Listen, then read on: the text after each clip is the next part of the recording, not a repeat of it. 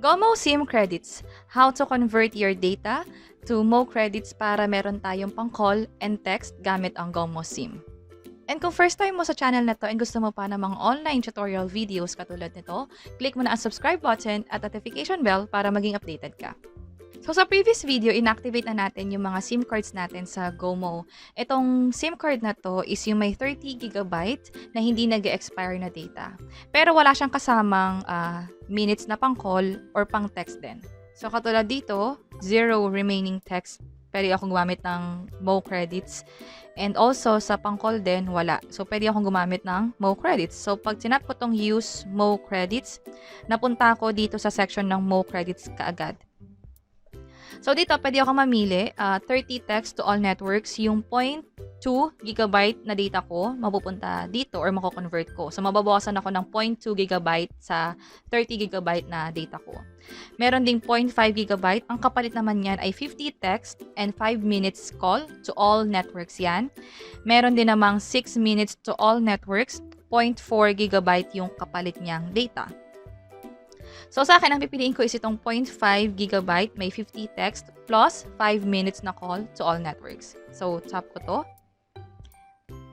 So, ito ulit, yung 0.5GB, may 5 minutes call and 50 texts to all networks. So, tap ko yung next. So, dito, yung magiging data ko na lang is 29.5GB. So, tap ko yung button na Mo Creds. And successful conversion. So, tap ko yung OK.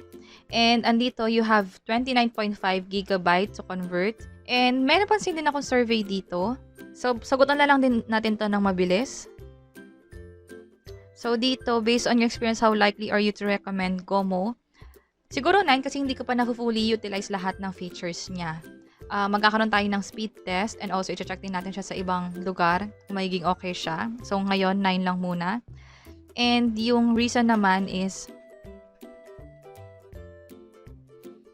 and for ease of use, ni-rate ko siya as 10. So, mabilis lang yan. And then, balik tayo sa home. So, meron ditong last 3 conversions. So, meron tayo ditong 0.2GB na 30 text to all networks.